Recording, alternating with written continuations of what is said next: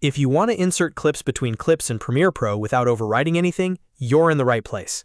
In this video, I'm going to show you the correct way to place a new clip between two existing clips, and I'll also show you a couple of extra methods in case the timeline is already set up in a different way. This is one of those editing skills that can save you a lot of time and help you avoid accidentally replacing footage on your timeline. If this tutorial helps you out, make sure to hit the like button and subscribe for more Premiere Pro tips just like this. Alright, let's jump in. First, let's talk about the cleanest and most reliable method, which is the insert edit. This is the method you want to use when you want Premiere Pro to make room for your new clip automatically. Start by moving your playhead to the exact point where you want the new clip to go. That location is important because Premiere will insert the clip right there. Next, select the clip you want to add. You can do that either from the source monitor if you've already loaded the clip, or directly from the project panel if you're working from your media bin. Once your clip is selected and your playhead is positioned correctly, press the comma key. That comma shortcut is the key part here. When you use the comma key, Premiere Pro performs an insert edit.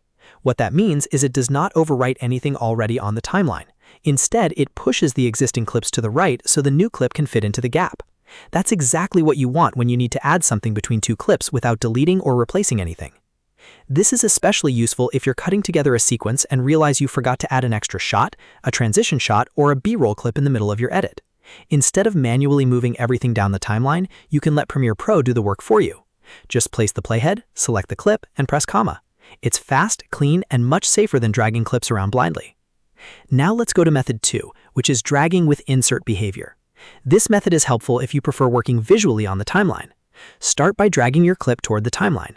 As you do this, hold the Control key on Windows while dragging. If you're on Mac, the behavior can depend on your setup and shortcuts, but the main idea is to trigger insert style placement instead of overwrite style placement. When you drop the clip between two existing clips, you should see arrows indicating that Premiere is going to insert the clip rather than replace what's already there.